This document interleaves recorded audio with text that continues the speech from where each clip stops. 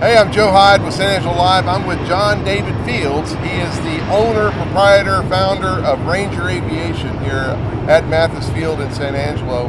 And this is you own the storied old fixed base operator, FBO. So you refuel all the military airplanes, all the business aviation airplanes, and general aviation. And airlines too. Yeah. Huh?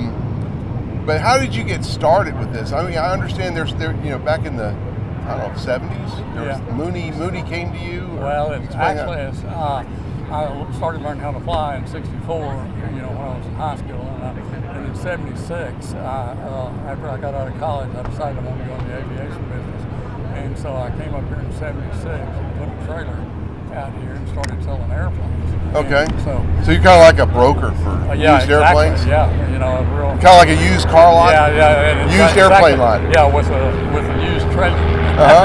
So And the runway was smaller, and the airport was less busy. Yeah, the airport was. There was nothing past here to speak of other than general telephone, and there were two other FBOs though when we started, and by just length of living, we outlived both of them. And fixed base operators on these airports sometimes becomes very nasty, competitive business. Yes. Especially when you don't have that many airplanes. Well, that's the thing. There's a lot of high volume transit airports. Right. So that's because your gas is too high. Is that what it is? I put the self-service in for you too, guys. I know you did. He's got self-service gas here. If you're a general aviation pilot, come up here and get self-service gas. Yeah. We got tired of listening to you cry. Well, I think it was a smart thing. But anyway, how did you get? So you got a T-45 taken off, but you're refueled here. Yeah. How did you get involved in you were selling new airplanes too? Yeah, and I was selling used airplanes, and that was I was buying trade-ins from Mitsubishi, the factory was here. So those are the MU2s, which are these right. There's one right here. Can you pan? I don't know if you can pan, Lucas. Show them what an MU2 looks like. This is a twin engine turboprop. Turboprop. It's a jet engine with propeller light, basically. So they were building them here, and John Richardson, a friend of mine, was their top salesman, and so he and I would travel all over the country in Mitsubishi's airplane with Mitsubishi's credit card, and I'd buy the trade-ins when he sold them their airplanes, and so that's kind of how I got started. And then so you would fly out in one airplane, you'll come back in two? Right. Mm-hmm. Okay. And half the time we never had flown the airplane, we flew back in. Between he and I, we had some pretty exciting experiences, right. Learning and reading the manual as we flew back. But then in '79, I decided I wanted to be a new Mooney dealer. And Mooney is an airplane they make in Kerrville, or used to make in Kerrville. Used to make in Kerrville. It's this one right here. This is Mooney, and that's what Joe's got.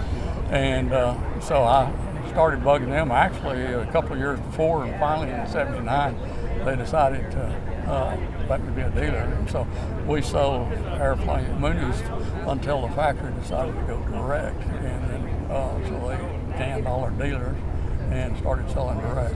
So back then, just going to get a little technical. Back then, they just come out with the J model, which was a fast single engine, retractable gear airplane, which is pretty popular even today. Even today, it's still a real fast and economical. Right. And you have a E model. E model, yeah. Right. This is a 1964 model. Built before I was born. Yeah. Trust me. Not before I was born. So how did you get in the fuel business? Well, after that, obviously we were selling airplanes and everything, and we needed another source of income. So actually, I signed up with Exxon to begin with, and then Pride Refining in Aviation. They started selling airplanes. I signed up with them, and then Asheville, the company bought Pride Refining. And so we were their very first AvFuel. And that's the big AV you see on the logo? That's right. Yeah, and they're by far the most popular brand of fuel around the United States now. Mm-hmm. All right, so fast forward, now your kids are taking over? Right, yeah. My daughter and son-in-law have been here since 2000.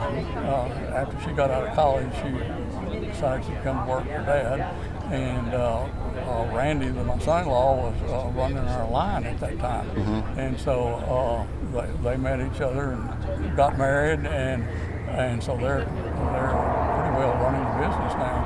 They put all this on for us, and I just come out here and do what I want to do now. One of the important things that's happened at Mathis back in, I guess, probably the 80s was the military started using this airfield for training. That's right. And so you have Randolph Air Force Base, which is in San Antonio, Laughlin Air Force Base.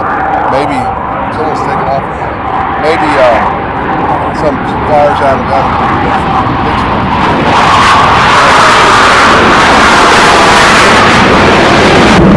Speaking of military aviation, that was a T-45 out of Corpus. Yeah, that's the sound of jet fuel turning into money. No, jet fuel turning. I thought it was freedom, but you say money. Yeah. But anyway, you've had the government contract for many years, and you've taken care of the military and not had any.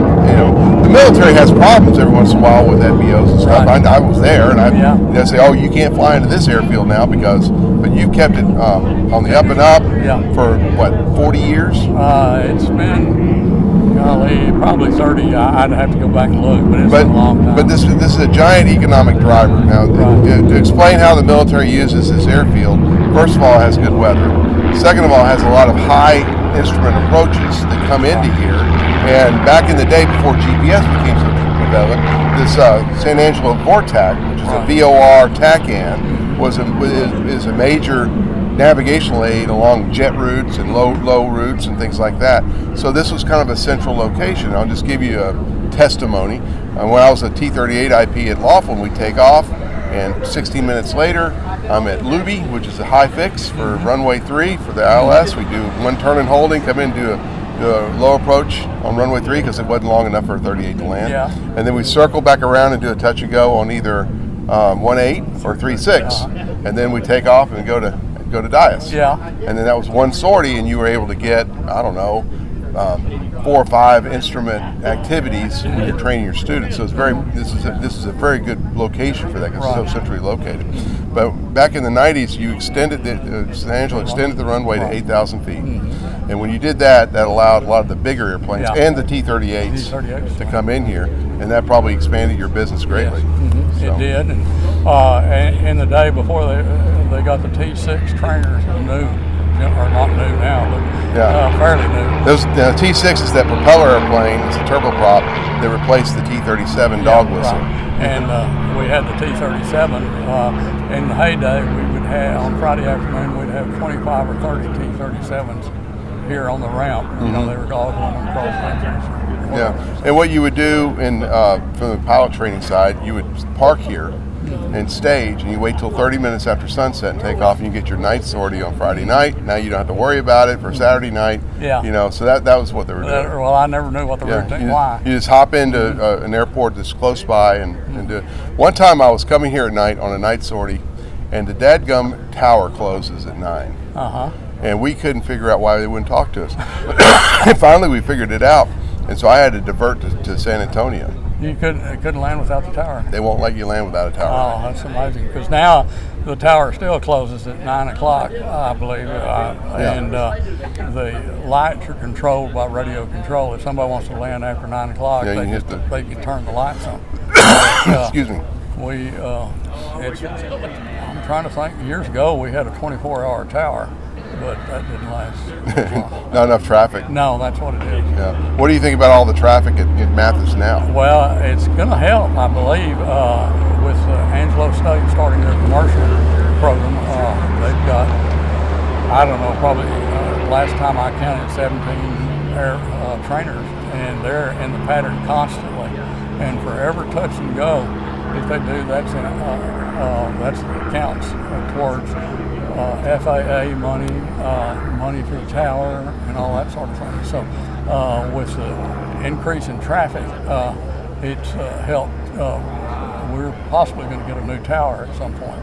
Or they need to repave the runways. Oh yeah, there's always. All right, so I asked the FAA controller this. Is Jeff? Yeah. I asked him this. I said, so are you a pro runway 9 guy, or do you want to close down the runway? Yeah.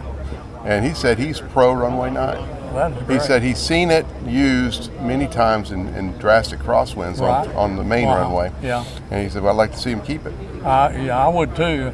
Yeah, but it's a matter of financing. The FAA won't participate. Normally on these projects, resurfacing the runway, the FAA will pay 90%. The city has to come up with 10%. On 927, they just said no, we're not going to support it. So Really? So the FAA is the bad guy. Yeah, that's correct. I see. Well, John David Fields, owner, proprietor, and founder of Ranger Aviation, big part of aviation history out here in Mathis Field and San Angelo. Thank you for talking to us. Well, thank you for coming out. Yeah. I appreciate it. Back to you guys.